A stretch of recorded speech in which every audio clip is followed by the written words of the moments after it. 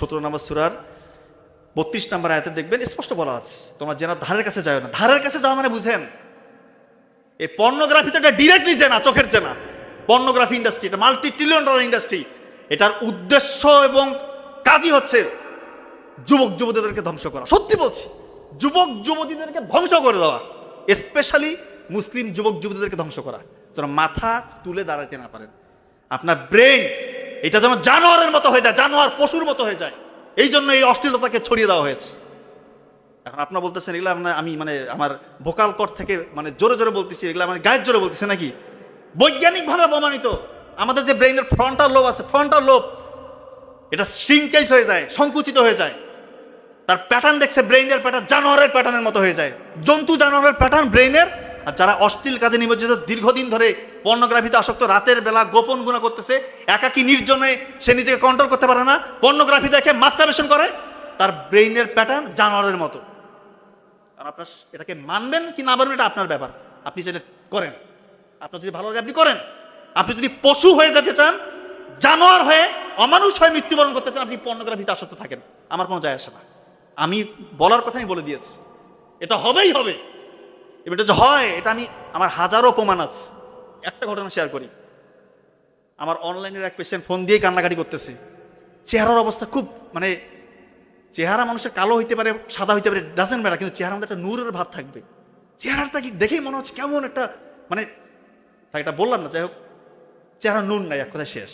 সে বলতেছে, স্যার আপনি যে কথা বলতেছেন মনে হচ্ছে আমাকে সামনে রেখে, আমাকে দাঁড় করে রেখে কথা বলতেছেন। কেমন কি হয়েছে?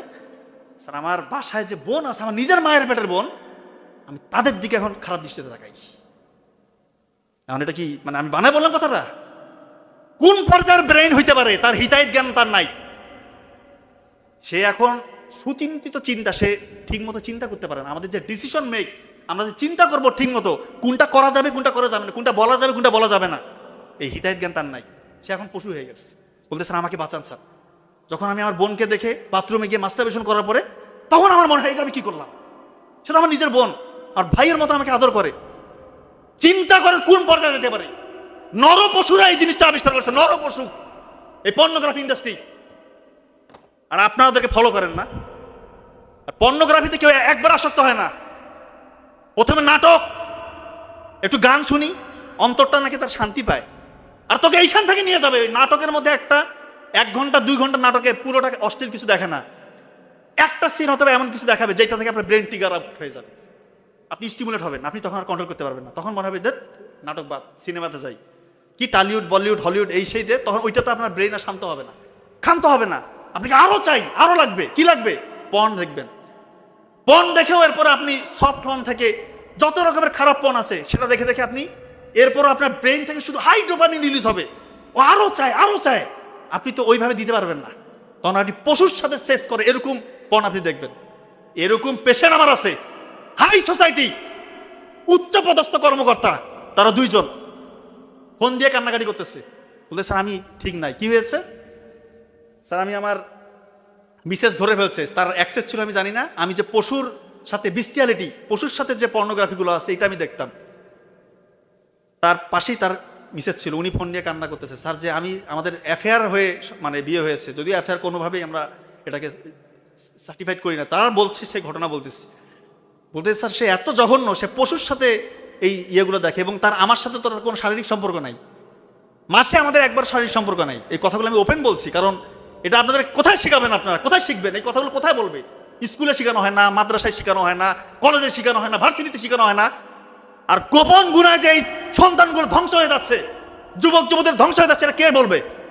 আর বাবা মারা বলতেছে ক্যারিয়ার করো, ক্যারিয়ার করো। 30 বছর হয়ে গেছে, বিয়ে দেওয়ার নাম নাই। তার কি যৌবনের তাকাজা নাই? তার চাহিদা নাই? সে কোথায় মিট আপ করবে? এটা বাবা মারা কবে বুঝবে এই জিনিসটা? তার সাবালক হয়ে গেলেই বিয়ে দিয়ে দেন। কয়টা লোক খাবে রে ভাই? আপনার ছেলেকে বিয়ে দিলে কয়টা লোক খাবে? একটা মেয়ে তো, তাকে নিজের মেয়ের মতো করে দেখেন না। তারা 2 জনে লেখাপড়া করুক বিয়ের পর, চোখের জানা থেকে তো বাঁচে, এই অশ্লীল কাজগুলো থেকে তো বাঁচে। একটা ছেলে 16-18 বছর থেকে যদি সে মাস্টারবেশন করে, পর্ন ভিডিও দেখে, 30-35 বছর হয়ে গেছে, আপনি বিয়ে দিচ্ছেন না, এই 12-15 বছর তো শেষ। আর পরে বলতেছেন আমাদের বাচ্চা হচ্ছে না। আপনার ছেলে বহুত বড় ক্যাডার অফিসার, বা আরো বড় কিছু, কোটি কোটি টাকার মালিক, তার অবস্থা জানেন আপনি কি?